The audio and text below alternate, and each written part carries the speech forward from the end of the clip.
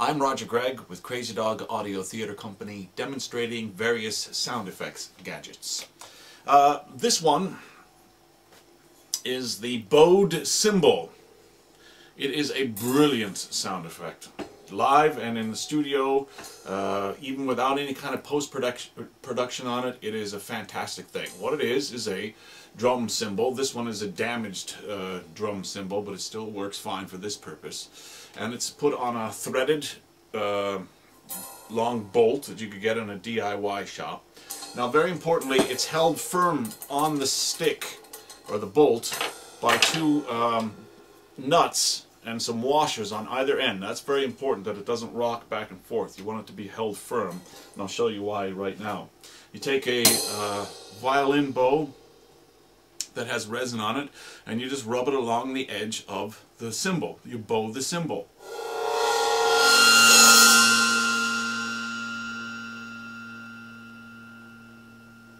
And it makes a brilliant, well, you just heard it. It makes a fantastic, very ghostly, very atmospheric sound. I've used it in some productions where, to cut from scene to scene, I just do a simple, quick bowed cymbal sound. And into the new scene. And if you're doing a kind of studio production of it, you can record one take of it and then pan it stereo so it goes swoosh like that. And that can be your simple quick wipe to cut from one scene to another very effectively in just like 2.3 seconds, 3-4 seconds, and you're into a different scene. We've used it in live contexts where it's kind of more kept up in a steady way.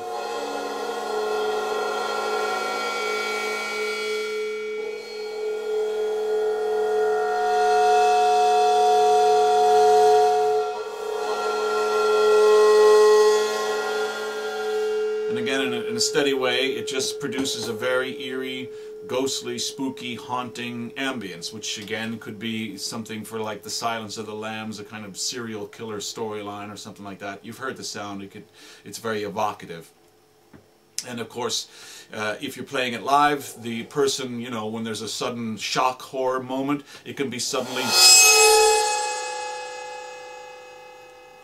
bowed like that right on cue to produce a kind of a scary sound just when you need it. Now, one of the cool ways to use this bow cymbal is with a big basin filled with water. And we've done this in both live and studio productions, where you have a basin and this goes across the basin and the water goes up to about there, and this sits in the water. And then by lifting and lowering the bowed cymbal in and out of the water as you bow it, because it's in the water, the pitch of the bowing changes. It flows up and down, kind of like a theremin kind of sound. And we've used it also where we've taken a microphone, put it in a rubber glove, and sunk the microphone under the water, so that we're picking up and amplifying the sound in the theater from under the water of the bowed cymbal being pulled up and down in the water. And you can use like stereo ping pong effects and stuff. I mean, if you run it through pedals, which we've done as well.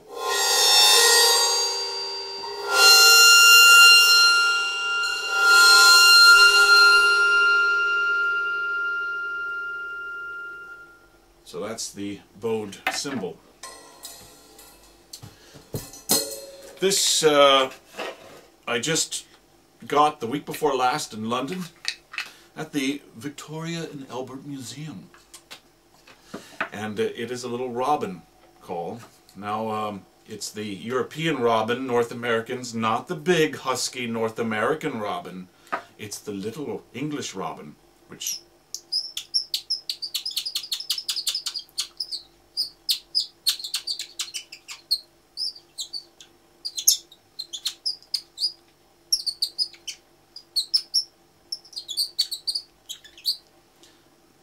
that's a really nice bird call.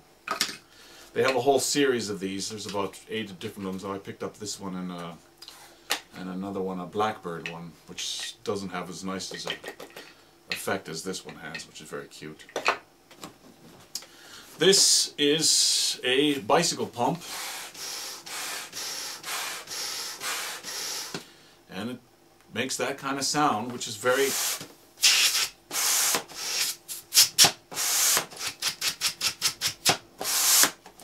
And it can be used as a sound effect of the walking robot. I was in a live production of The Hitchhiker's Guide to the Galaxy in London. That's when I got the bird thing. And the sound effects guy from Marvin the Paranoid Android, besides the pre-recorded sound of him walking, it was enhanced by the sound effect a person standing next to Stephen Moore, who plays Marvin the Paranoid Android, with a pump like this going...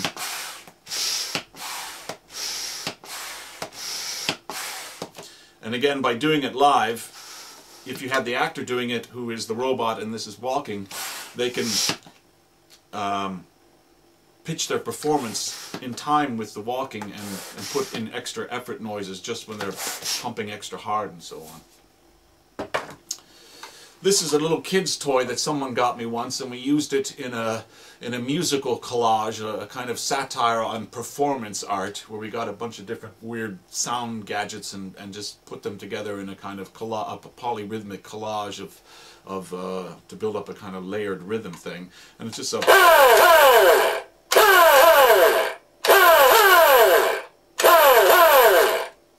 And again, it can be controlled and brought in right on a cue, and again, for part of a live comedy, so much of the fun is seeing the silly sounds being made live. This, we owe so much to Rolf Harris. This is a fiber board, thin. It is a sound effects wobble board. Why is it written on there? Because so many times when we've done live shows, people who think that, oh, there's a bunch of junk lying around and they put it in the trash, it turns out that actually the junk, well, it is kind of junk, but in fact they were being used as sound effects devices. So this was used in a few different shows.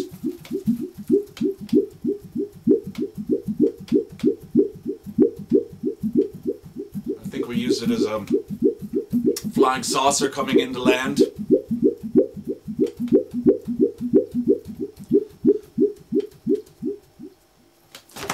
And like Rolf Harris, you can play it like a musical instrument and use it to keep a rhythmic pulse going. We have another big giant piece of sheet metal as well that does a similar kind of wobble effect, but it's more grisly sound. It's a metal sound. It's a large piece of sheet metal. I'm Roger Gregg with Crazy Dog Audio Theater.